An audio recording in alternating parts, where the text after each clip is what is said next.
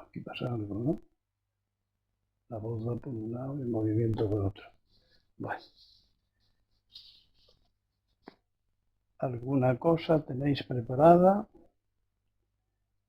Acordaos de que el que quiera micrófono, que le pida, que tenga dificultades para escribir, que lo diga y se le da.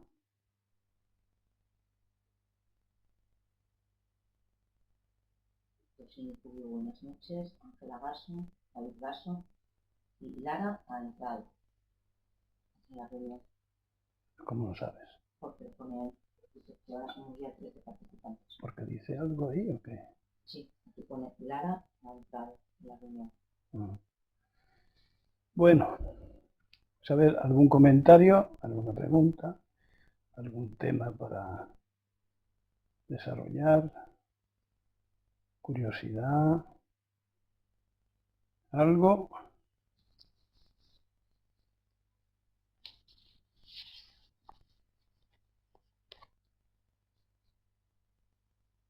Bueno, pues empiezo yo. Las costumbres matan. Hace unos días la ministra de Salud Pública recomendó higiene para no facilitar los contagios de la temida gripe porcina. Por ejemplo, no besarse como saludo, taparse la mano con la manga al estornudar o toser, lavarse las manos, etcétera, etcétera. Bueno, pues al menos por lo de besarse en la cara, por costumbre, no parece que se controle. ¿Qué es? ¿Que no creemos en los contagios?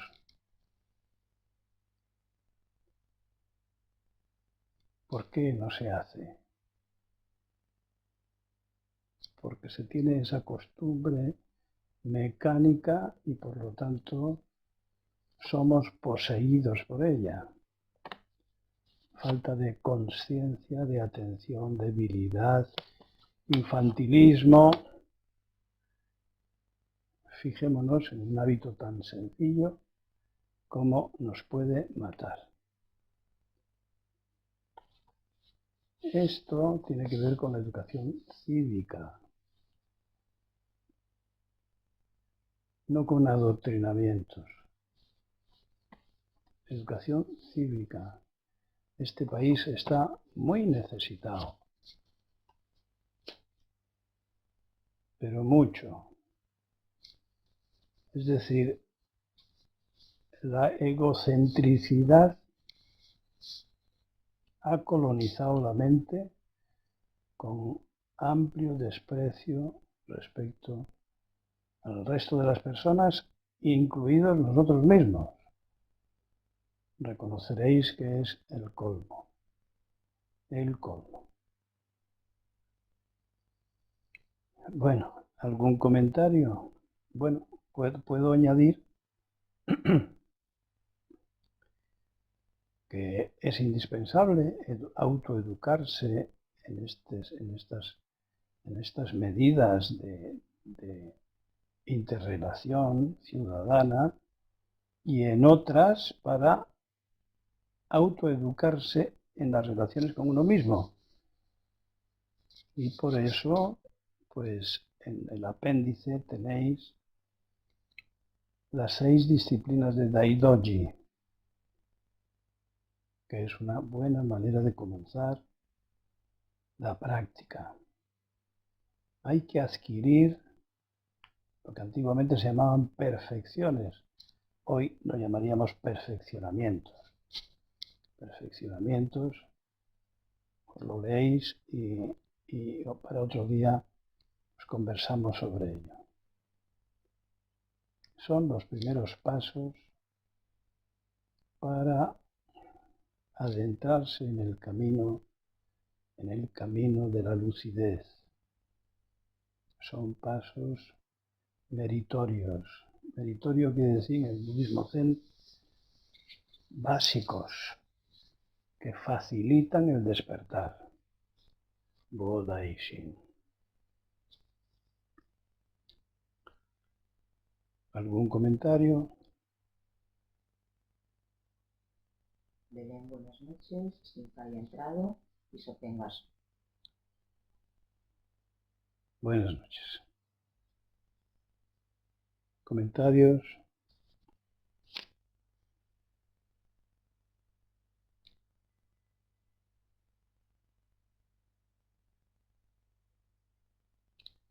Bueno, pues pasamos a otro, al que pondremos el nombre de causalidad. No casualidad, causalidad. Dogen se resiste a hablar de la causalidad.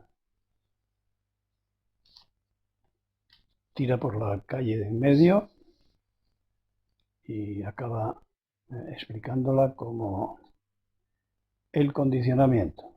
Entonces la causalidad desaparece, es superada con la práctica. Bien, pero hemos de decir que desde hace 2000 años, que es cuando apareció la dodécuple cadena del condicionamiento dependiente o construcción del ego, atención, construcción del ego, pues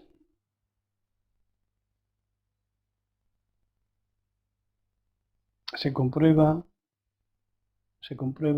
una serie de eslabones muy bien descritos en esa dodécuple cadena, y cada eslabón condiciona el siguiente y el siguiente, y es condicionado por el anterior y condiciona el siguiente, etc. Entonces, cualquier persona medianamente dotada intelectualmente, si lee esta cadena del condicionamiento dependiente, condicionamiento que nos hace dependientes. ¿Dependientes de qué? Del ego. ¿Y el ego cómo se construye? Pues así, con estos 12 eslabones que ahora podemos leer. Decía que cualquier persona medianamente dotada es capaz de comprender este encadenamiento de causas y efectos, este encadenamiento de datos kármicos.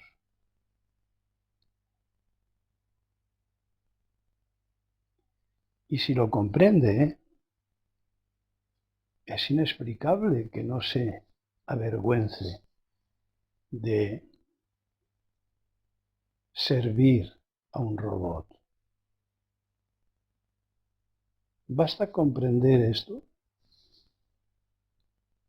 para comprender que el ego es una construcción ajena, sobrepuesta, perteneciente a la cultura del momento, es decir, a la información, a las cosas que se traspasan de padres a hijos, que están en el ambiente, en la calle, en las escuelas, en los bares, de las cuales se alimenta el cerebro, como he explicado muchas veces, porque el cerebro tiene la misión de recoger información para nuestra defensa en el medio, es decir, para nuestra supervivencia. Bueno, pues cualquier persona que pueda entender esto se dará cuenta inmediatamente de que es un esclavo de su ego. Es decir, obedece a unas directrices robóticamente adquiridas.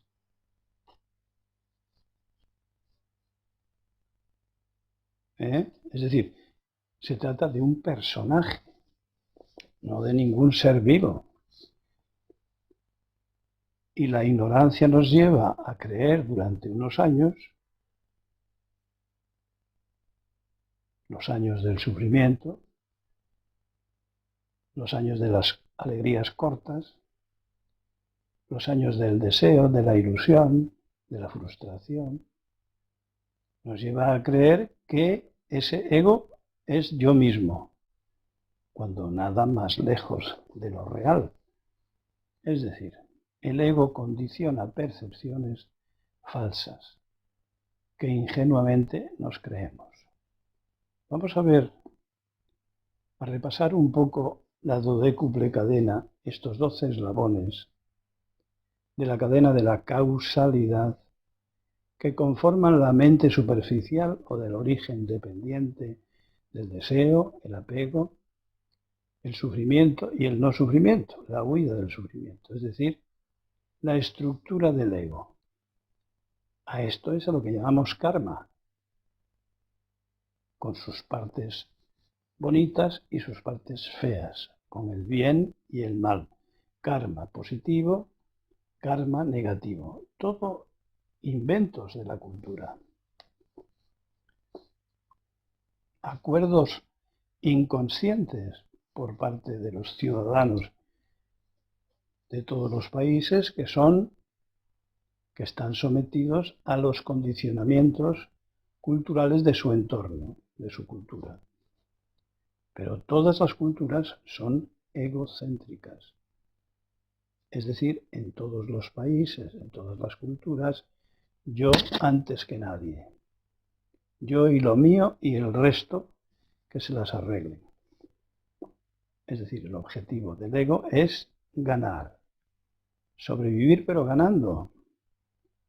Pues veamos. Primera cadena. El comienzo. Al principio disponemos de una conciencia en blanco, que llamamos inocencia ignorante. Una pantalla en blanco, un papel en blanco, una conciencia en blanco. Ahora puede escribirse ahí ¿qué?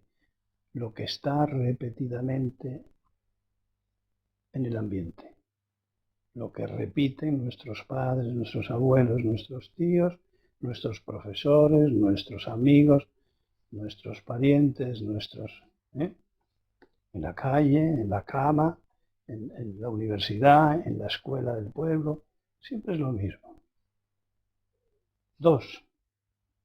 Esta inocencia es la predisposición, por tanto, a recibir formaciones mentales agregadas, es decir, añadidos, que la memoria va, de los cuales la memoria se va haciendo cargo, va sumando, va ordenando. 3. Las formaciones mentales condicionan la conciencia. Es decir, ya empezamos a saber qué es lo que queremos, qué es lo que nos gusta, qué es lo bueno, qué es lo malo, qué es lo que debemos hacer, qué es lo que está prohibido. Esos son formaciones mentales que condicionan la consciencia. Y la consciencia, 4, condicionada, dirige a la mente y al cuerpo. Dirigen a la mente y al cuerpo. Es decir, el ego va a utilizar el cuerpo para sus objetivos de ganancia. Va a utilizar al cuerpo no como un sabio del que deberíamos aprender, puesto que tiene en sus genes la sabiduría acumulada de millones de años. No. Nosotros hacemos caso a lo adquirido recientemente, desde el momento o poco antes de nuestro nacimiento, que es nuestra mente superficial, donde radica el ego, la información añadida, agregada, que he dicho antes. Así que esa conciencia condicionada va a dirigir la mente, eso es el ego. Y a su vez van a condicionar a los 6 sentidos. 6, hoy podemos decir 60. Oído, vista, tacto, gusto, olfato y más. Y pensamiento. porque en el budismo el pensamiento es uno de los sentidos, solo que condicionado inconscientemente por el ambiente, va a interpretar lo que los sentidos nos recogen del mundo exterior, de los contactos.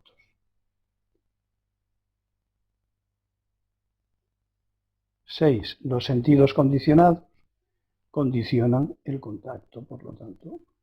Es decir, tratamos de lograr contactos placenteros y huir de contactos displacenteros, dolorosos.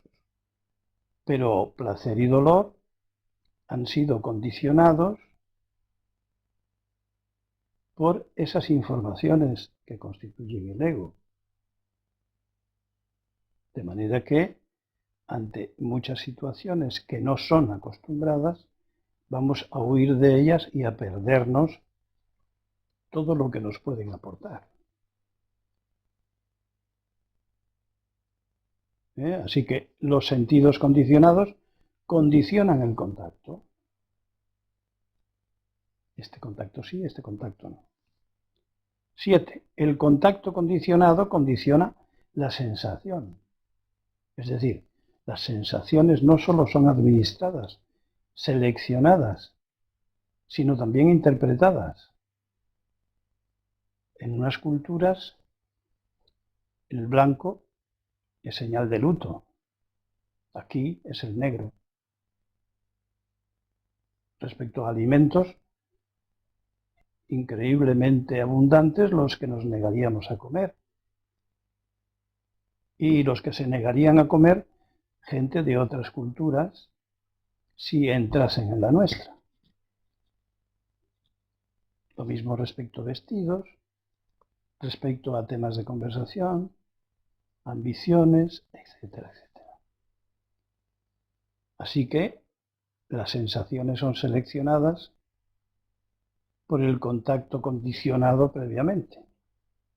8. La sensación condicionada condiciona el deseo. Obvio, claro. Yo no deseo lo que mi condicionamiento dice que me va a producir dolor. Eso no lo deseo. Pues ya están condicionados los deseos. Deseos agradables, todos. Los desagradables, ninguno.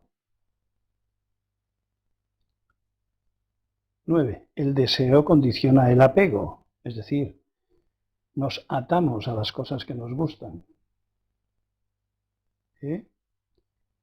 Esa es la dictadura del ego, la esclavitud de la conciencia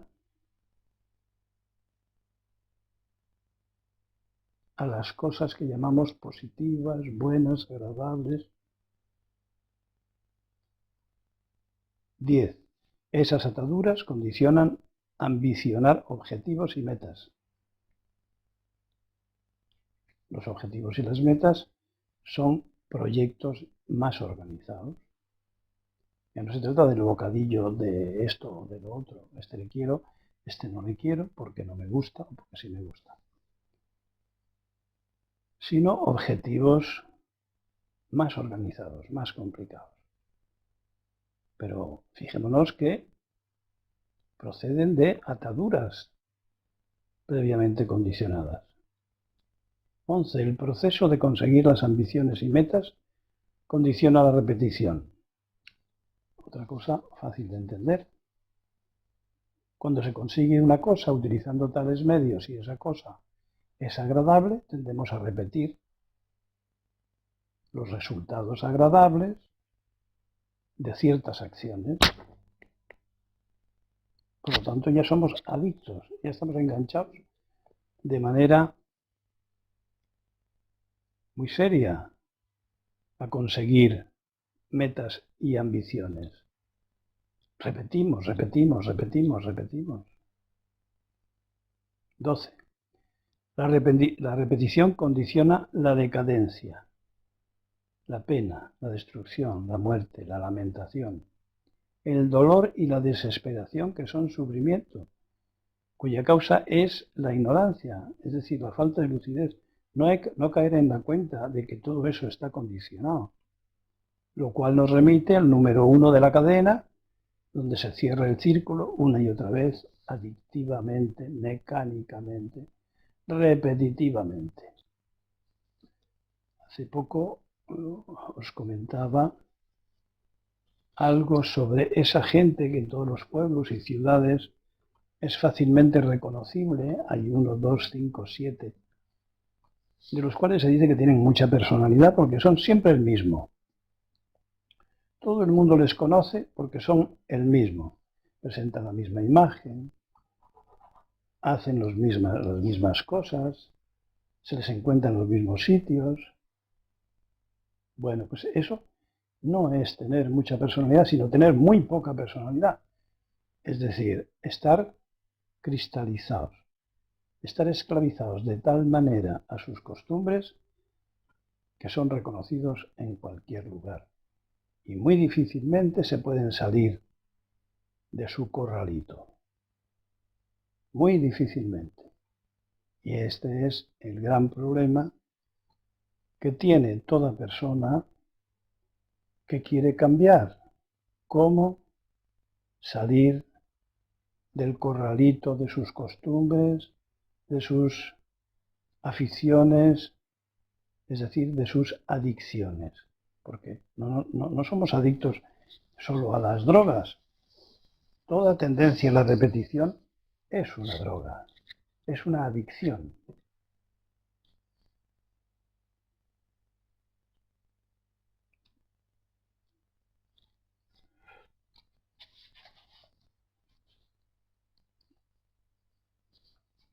A ver,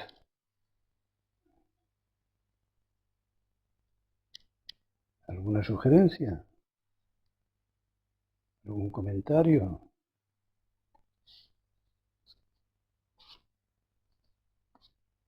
Puede creerse que estemos tranquilos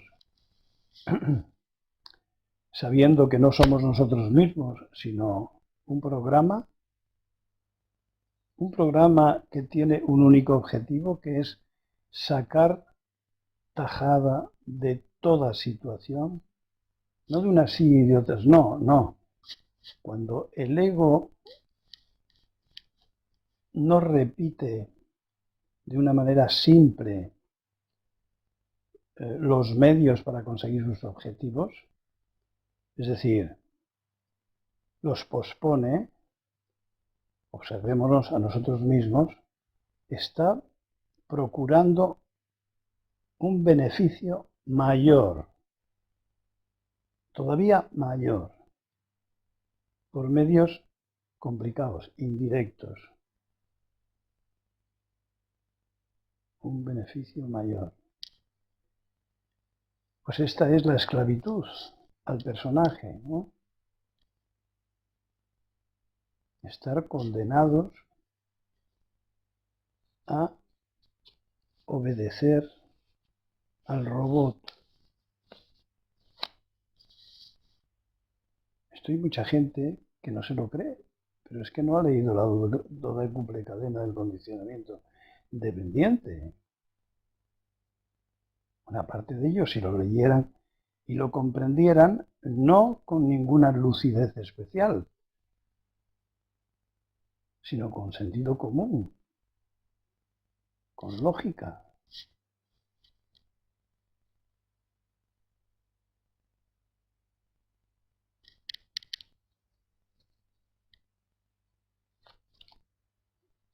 A ver si hay. ¿Quién? Netherby. Y Sobo también.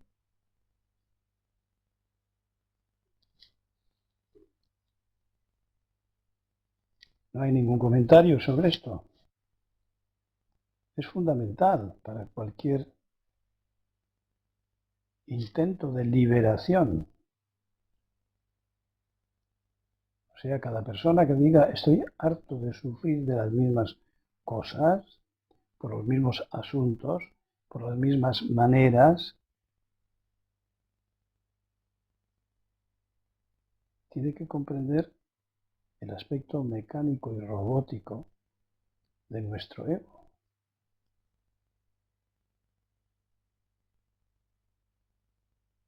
que para sobrevivir es necesario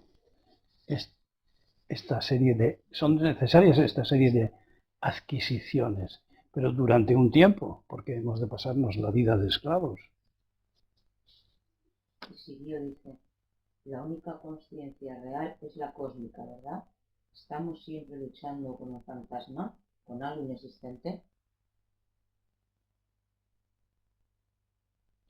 Yo entendería la lucha por el logro de los objetivos. Y eso sí que es un fantasma. El logro de los objetivos, ¿durante cuánto tiempo te va a hacer feliz? ¿Cómo es que la gente sigue utilizando el objetivo de la felicidad de una manera tan ignorante?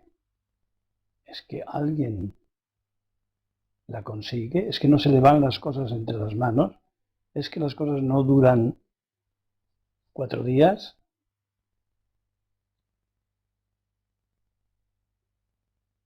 Esto es ignorancia. Y de ahí viene el sufrimiento. Es decir, condicionamos nuestras acciones, sentimientos, pensamientos, porque estamos condicionados por nuestro ego. El resultado es satisfacciones y fracasos. Creo que se vea bien que son condicionamientos infantilmente originados, es decir, adquisiciones logradas inconscientemente a lo largo de los 15 o 30 primeros años de nuestra existencia.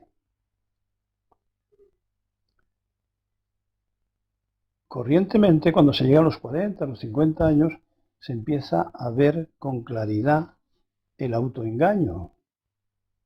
Sin embargo, hay niños, jóvenes, que perciben que todo es impermanente, que todo pasa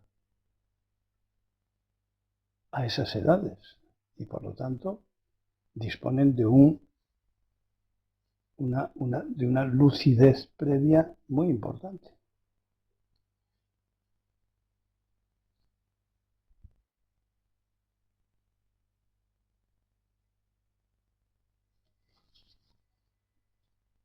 Y buscan el cambio a esas edades. El caso de Dogen, por ejemplo.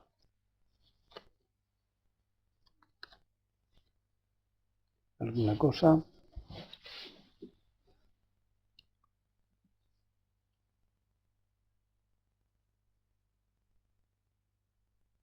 Marisa, ¿y si el objetivo es hacer bien tu trabajo? Hacer bien. Tenemos que aprender a distinguir eso de bien y de mal. Nosotros llamamos karma positivo al concepto de bien y negativo al concepto de mal y lo que le acompaña, todos los ejemplos posibles. Entonces, si una persona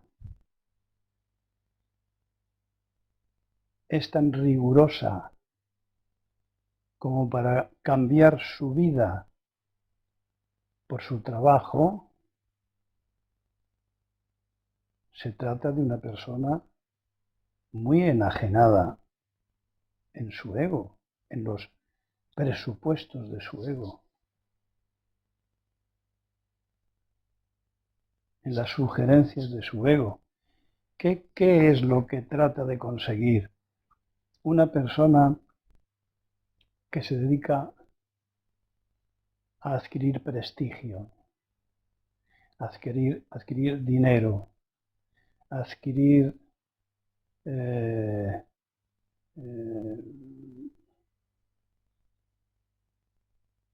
diría yo? La belleza, la fuerza, o sea, toda esta serie de objetivos que nos acompaña a la especie humana desde siempre. ¿Qué trata de conseguir? Una autoimagen de aprobación, la aprobación de los demás, el cielo, Porque si para conseguir esos objetivos se olvida de sí mismo, se olvida de evolucionar, se olvida de desarrollar su mente, es un ignorante, engañado por las circunstancias. Es decir, aprender a vivir no es una cosa sencilla, porque creemos saber qué es la vida y cómo vivir. Y resulta que estamos repitiendo errores ancestrales. Vivir una vida desvivida no es vivir, es continuar como un servomecanismo las costumbres culturales.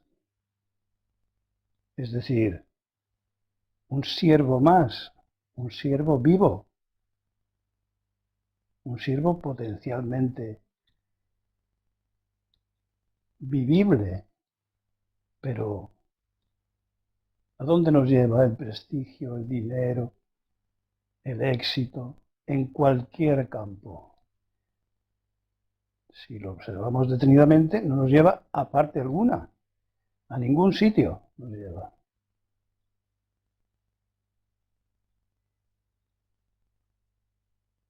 A Dogen le preguntó su maestro a la vuelta de China, bueno, ¿y qué? ¿Qué traes? Bueno, pues traigo el auténtico Zen, el auténtico Zazen. Y dice, su maestro le pregunta, ¿y eso para qué? Y pues para ayudar a los demás. Dice, ayudar a los demás, dice su maestro, ¿para qué? Pues para que mejoren su existencia, para que sean felices. Sí, todo eso ¿para qué? Y ya Dogen ya no supo responder. Es decir, al cabo de 2 o 3 líneas de profundización ya no tenemos contestación.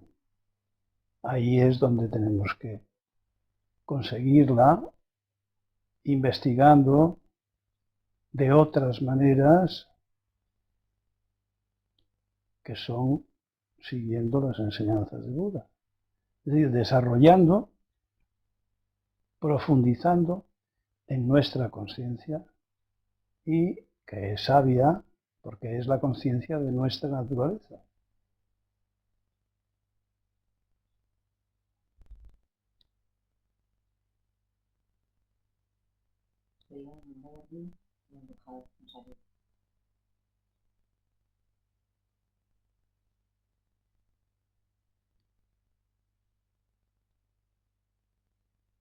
Algunos están contentos con estas charlas porque se les soluciona el problema del cine. Pero otros lo cambian por otras cosas que les divierten más. Bueno, pues vamos a ver algo sobre la experiencia que tenemos del mundo, que es un poco continuación de esto. La experiencia del mundo es contradictoria, según el momento, la edad, la latitud, variable y con frecuencia extremadamente distinta. Los privilegiados de esta parte del mundo también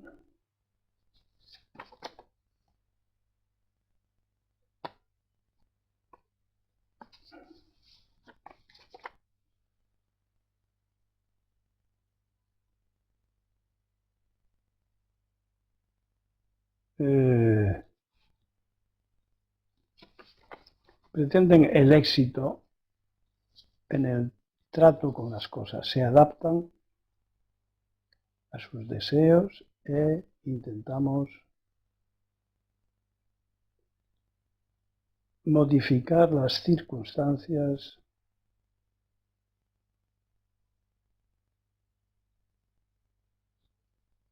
de una manera idealista, pero acabamos con la insatisfacción y la desesperanza,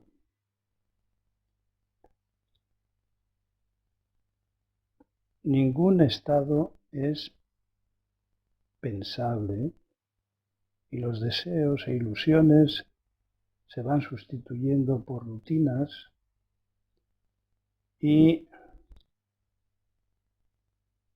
compensaciones personales, cuando no adicciones. Solo el ignorante no tiene nada que aprender. Descubrir que hay un camino que cambia la mente, para ellos tampoco es estimulante.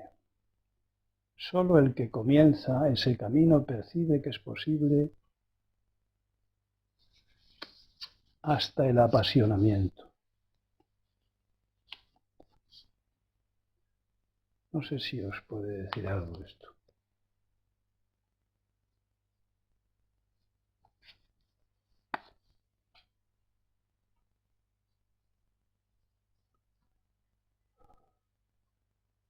Y siguió con unas hermosas charlas que ayudan, enseñan a vivir a quien tiene ganas de aprender. Vaso.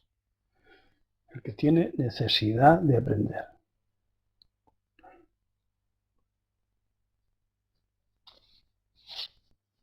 Con las ganas no vamos muy lejos.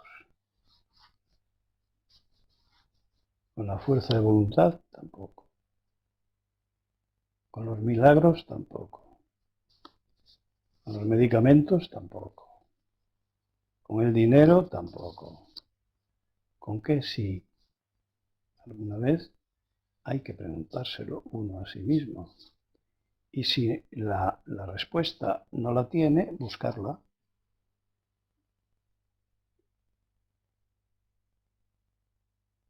Bueno, hay alguien que pregunta sobre la tensión muscular en situaciones en las que es obligado poner la atención muy concentrada, como por ejemplo conducir un coche. ¿Qué se puede hacer? Pues lo primero de todo me parece que es hacer consciente que hay tensión muscular y en qué sitios. Y repetir esa conciencia, porque cuando hay conciencia de algo no deseado, solemos pasar a la orilla opuesta. Es decir, si tengo un brazo tenso, ese descubrimiento me lleva a aflojarle, a relajarle. Y esto repetido con mucha frecuencia probablemente produzca los resultados buscados. Después se me pregunta, en una caligrafía, en la misma caligrafía, practicada por dos maestros Zen, los resultados serían distintos. Pues sí, claro, solo una máquina podría repetir una caligrafía que saliera igual. ¿Y eso por qué? Se me pregunta. Pues porque la individualidad es distinta, las manchas y defectos que cada maestro tiene y conserva, lo quiera o no, son distintas, las circunstancias ambientales, el lugar es distinto y el número de ensayos hechos con la caligrafía, con esa caligrafía, también es distinto. No siempre se domina el trazo a la primera, ni a la segunda, ni a la tercera, ni a la número 10. Unos días es al 15, otros días es al 12, y no creo que sea explicable. Y en caso de que lo fuera, a mí no me interesaría nada. Es el intento lo que cuenta. ¿Alguna cosa?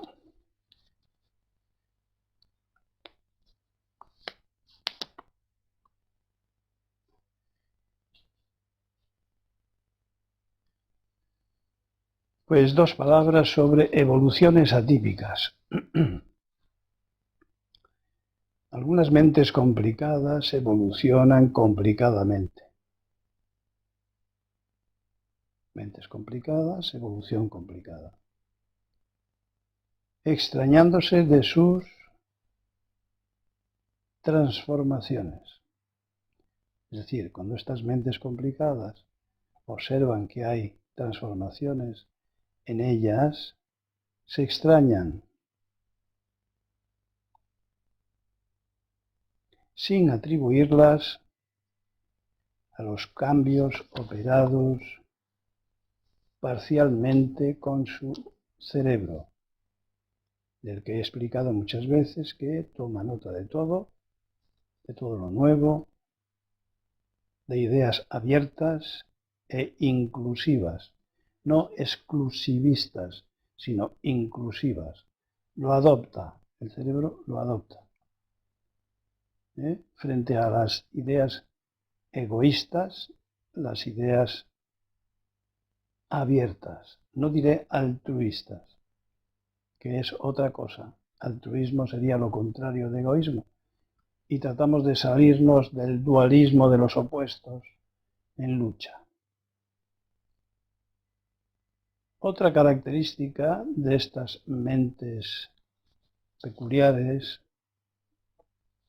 es su lentitud evolutiva,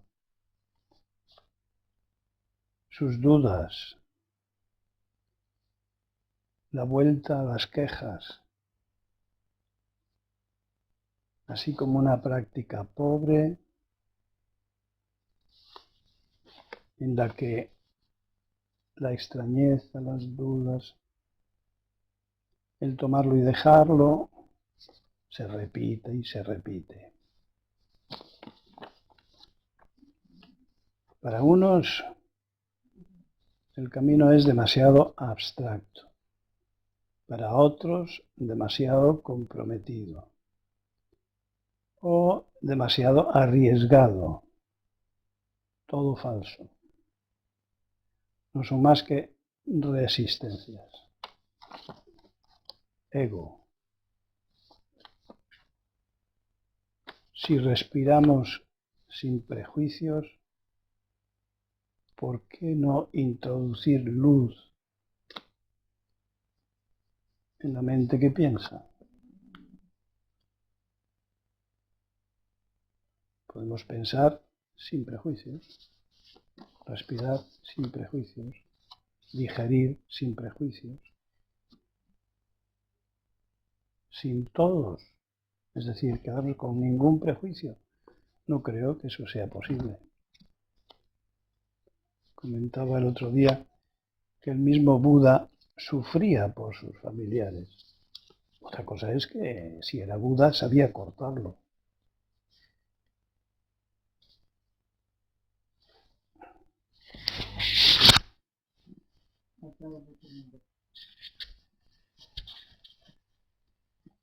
¿Alguna cosa?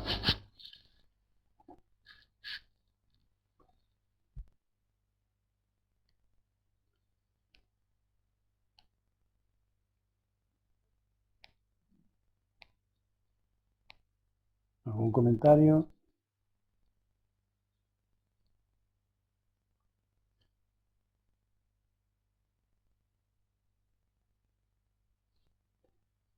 Bueno, vamos a subir de nivel, a hacerle más superficial, con algo sobre el lenguaje.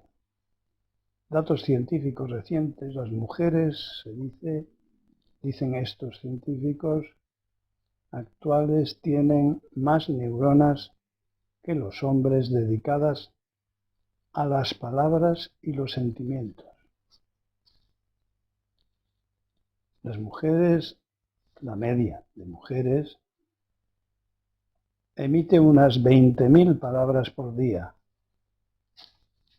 y los hombres 7.000.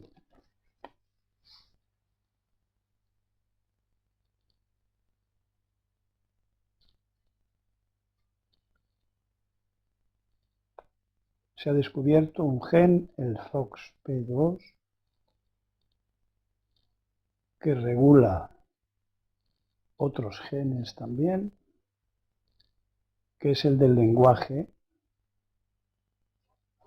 y se cree que los neandertales, hace 50.000 años, ya hablaban de una manera muy elemental, pero ya hablaban.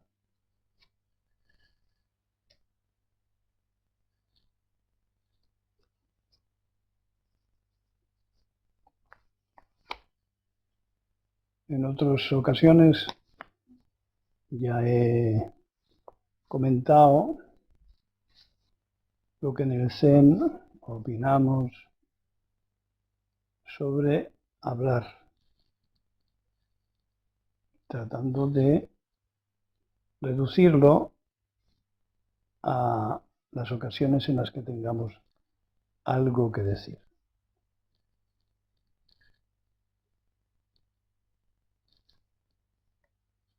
¿Algún comentario?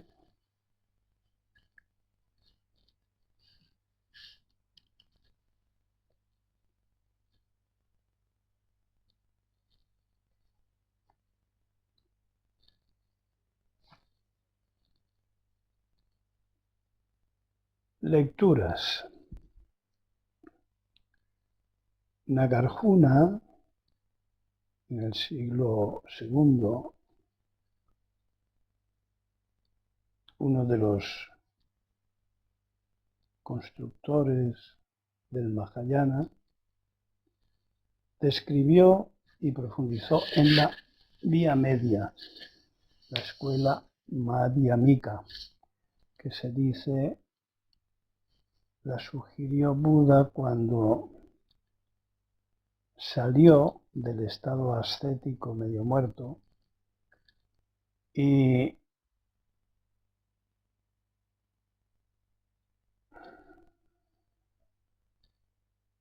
planteó el camino medio como el que huye de los extremos, que no es en el medio está la virtud, es trascender los opuestos sin extremarse en uno o en otro, trascender el dualismo. Entonces él dijo que se había equivocado, siguiendo la vía que era costumbre en aquel momento de los ascetas del bosque, que casi le condujo a la muerte, y recomendó cuidarse, estar muy fuertes porque el camino es difícil y nos tiene que coger cada ocasión fuertes, enérgicos.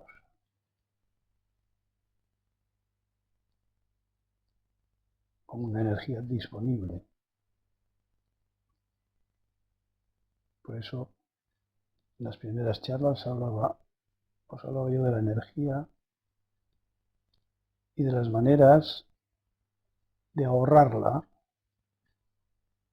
de retomarla, de recogerla, de no desgastarla, de no acabar el día sin energía, agotados.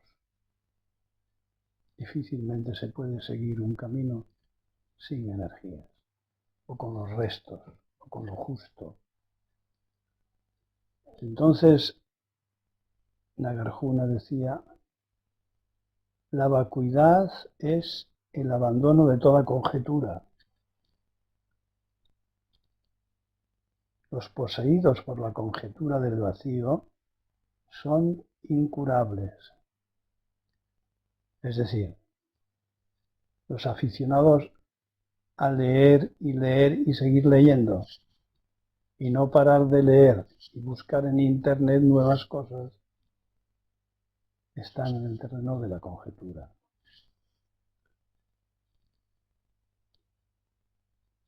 Y el propio Nagarjuna decía, la misma vacuidad está vacía. Así que la vacuidad es el abandono de toda conjetura. Hay unas 20 o 25 maneras de señalar la vacuidad. Bueno, pues esta es una de ellas.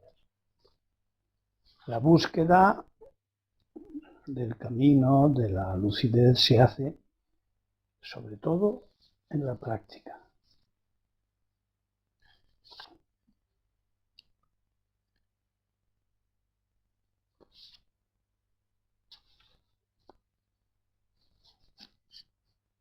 ¿Alguna cosa?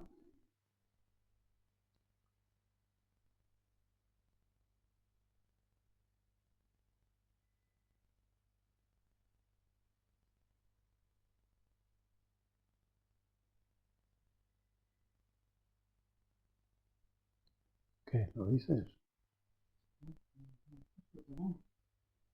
¿Eh? Que no he escrito nada. Ah, como te veía tan interesada en la pantalla. Bueno, habría que añadir al contrario, al comentario del otro día respecto al pescado, que decía yo que el 50% del que compramos ya es de piscifactoría, pero olvidé decir que para alimentar estos peces de piscifactoría hay que pescar 5 veces más de peces. Entonces, ¿cómo no vamos a acabar con todo? Es algo semejante a la afición a la carne, pues claro, si la mayor parte del terreno disponible se utiliza para forrajes para las vacas, pues nos quedaremos sin tierra. Si la mayor parte de los peces hay que pescarlos para dar de comer a los peces que están encerrados, pues acabaremos con los peces. No hace falta ser muy listo, creo.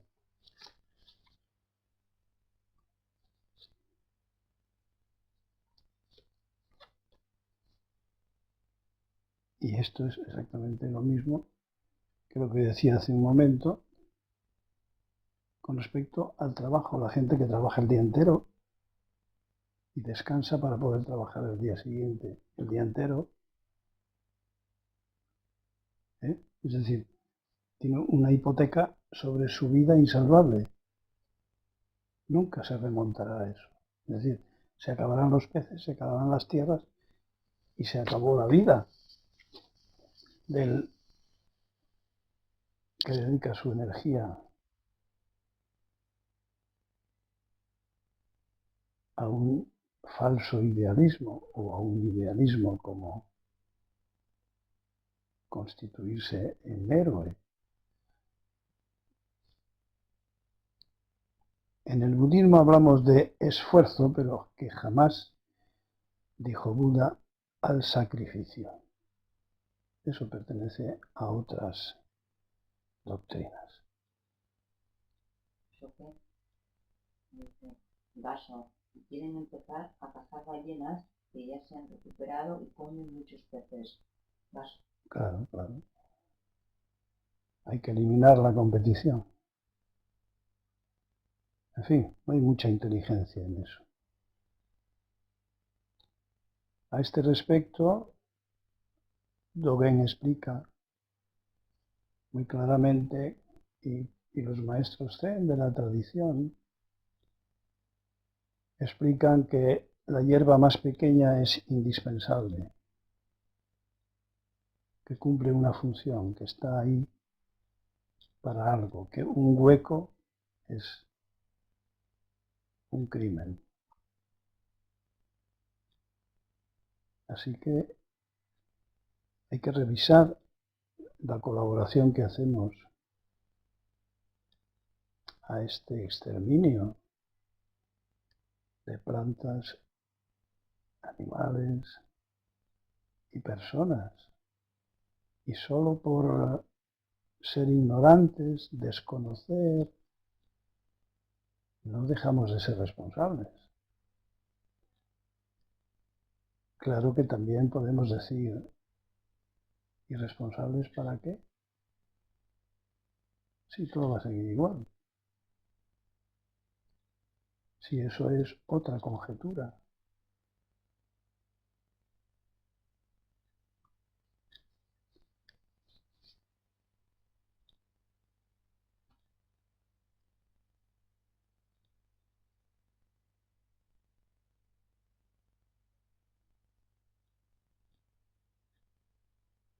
Nada, no sabe nada.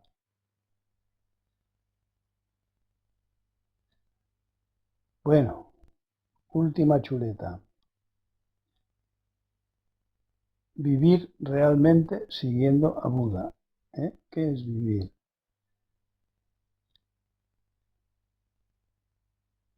Hace unos años escribí un libro que se titulaba Aprendiendo a vivir, que por cierto es seguramente de los más copiados. Y en ese libro yo nunca dije en qué consistía aprender a vivir. Sin embargo, el título estaba bien puesto. Es decir, cada uno tiene que aprender a responder adecuadamente a sus preguntas, más allá de las apariencias. Pues a ver, vivir realmente siguiendo a Buda. No creamos que se trata de algo extraordinario. Ciertamente hay algunos momentos de gran intensidad, pero no es lo más corriente. El que busque lo extraordinario en el budismo zen se equivoca. La expresión de un solo sabor se refiere a la sensación, digo sensación, de soltura, libertad, simplicidad, autenticidad, pureza, bienestar, y podría seguir. ¿Por qué podría seguir? Porque no se deja atrapar, no se deja describir con palabras. Es una mezcla equilibrada de paz y no sé qué he escrito aquí.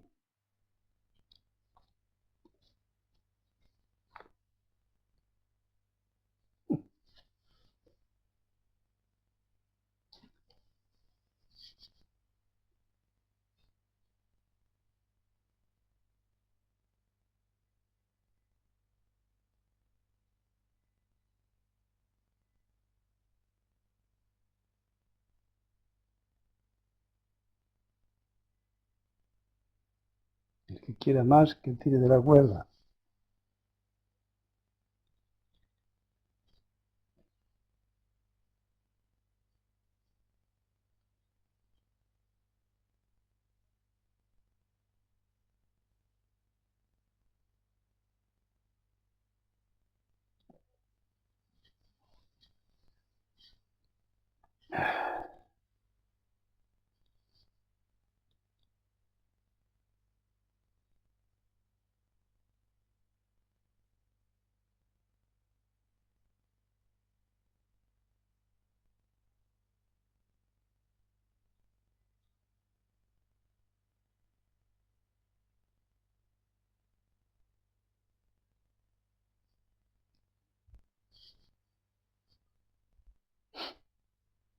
¿A alguno le parece útil todo esto? ¿Útil para qué?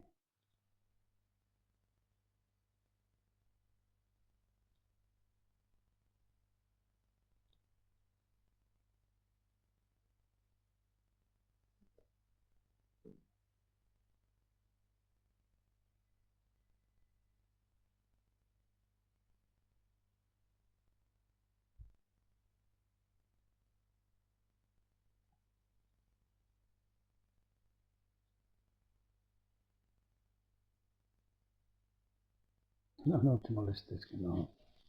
Maite Méndez, Gaso, útil para vivir. ¿Hay que es vivir? Soquén. A veces recuerdo cosas de las charlas que me vienen a la cabeza.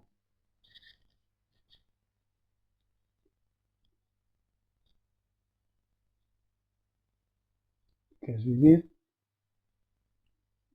Marisa, ¿hay algún acto de desapego que ayude a cualquiera a empezar el camino?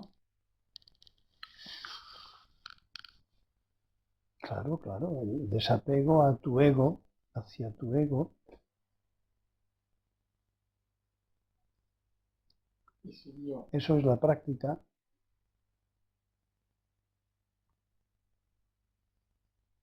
¿Qué dice? Sí.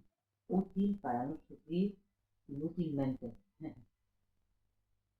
Maite Méndez. Disfrutar de cada momento. Ya te he explicado que no es un disfrute extraordinario, no es milagroso, no es algo de una intensidad llamativa.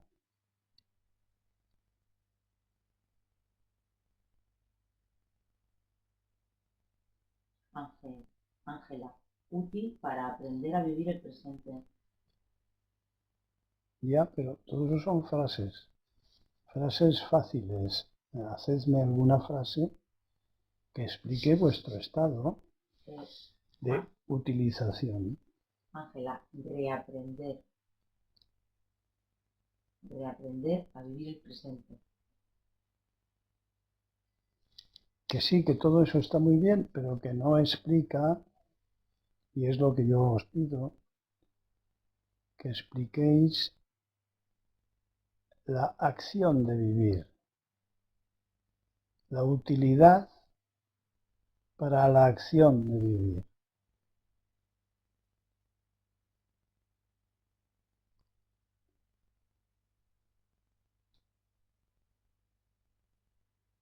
Según la experiencia individual de cada uno. No digo la personal, que no interesa, sino la experiencia individual del Dharma, de las enseñanzas de Buda.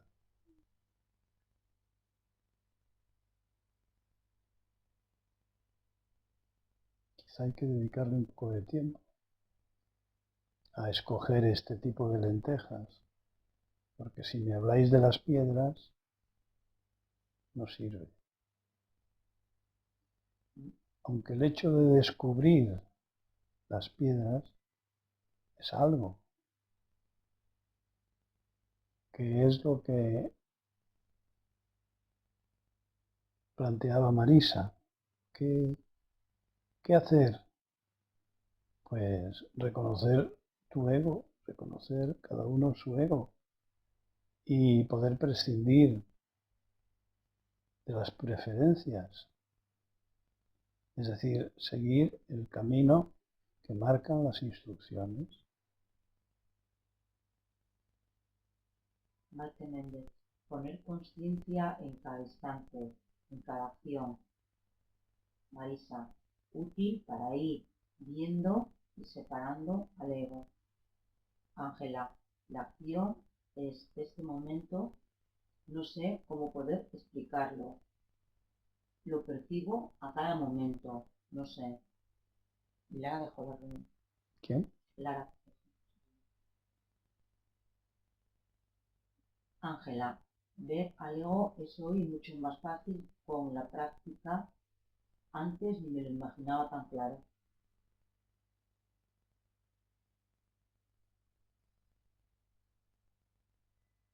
Soken. Creo que comprendo lo que es la vía media.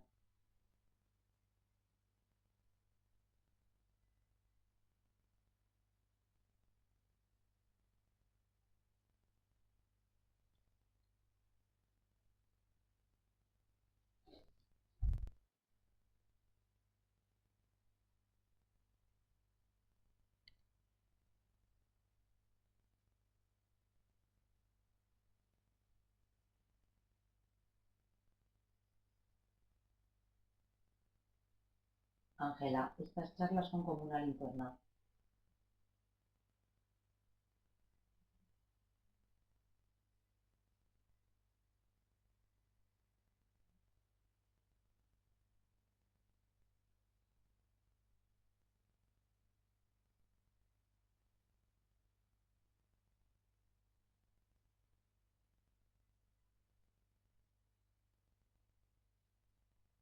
Suso, útil para engrasar la mente.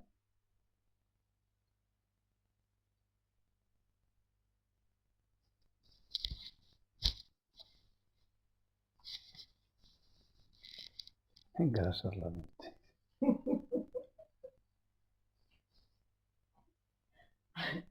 Ángela, o desengrasar.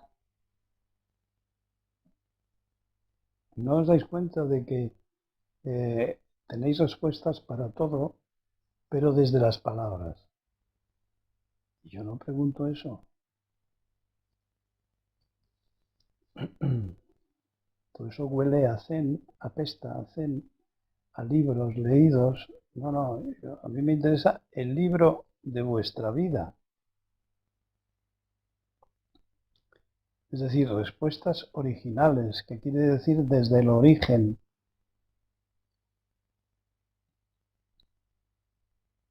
No opiniones, puntos de vista, repeticiones.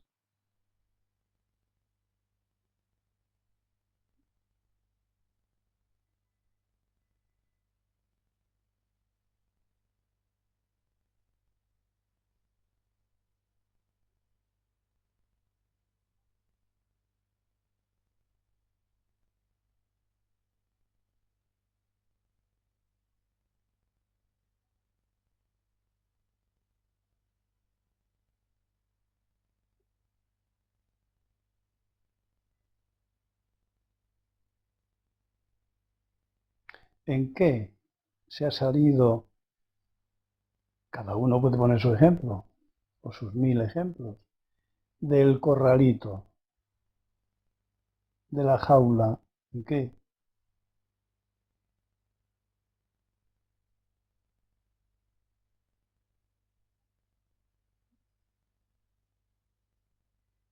En el último libro hay un huevo de gallina, ¿eh? Y una jaula, ¿no? Bueno,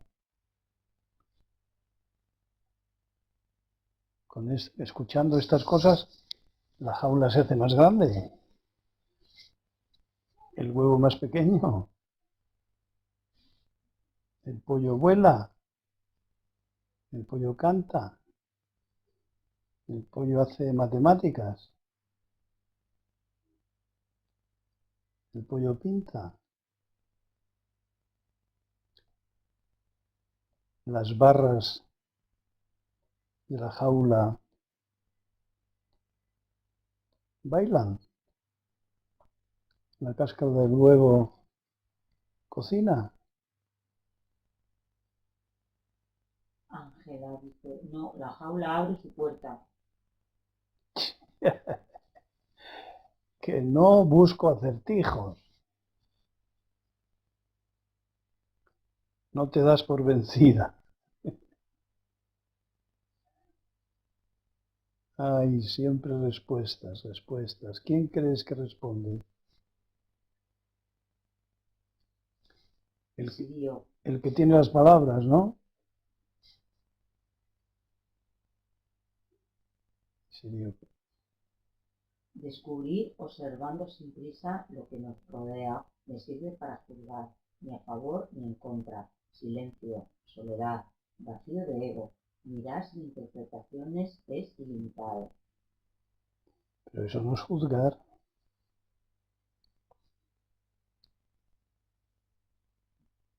Y Ángela contesta, niego seguramente. Sí, sigue contestando. A ti no te calla cualquiera, ¿eh? Oh, ¿eh? Mientras hables no te escuchas. Y siguió, dije no juzgar. Ah, entonces me lo has leído mal. Sí, pues sirve para no juzgar. Ahí lo tienes. Te he leído mal, sí. Me sirve para no juzgar ni a Ponte, favor, ponte las gafas. ni a favor ni en contra. Silencio, soledad, vacío de ego, mirar sin interpretaciones es ilimitado. Ah,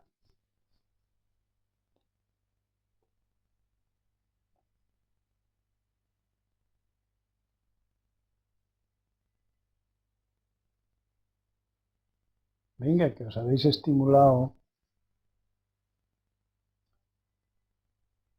y ahora pueden salir más cosas.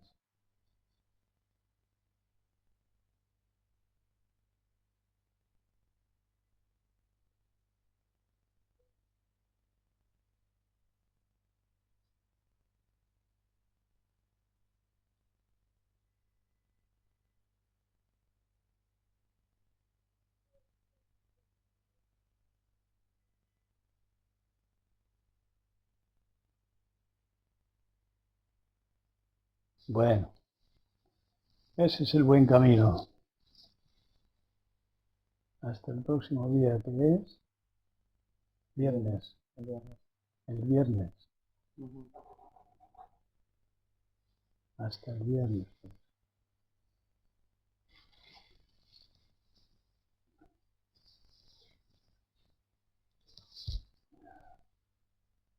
Corta y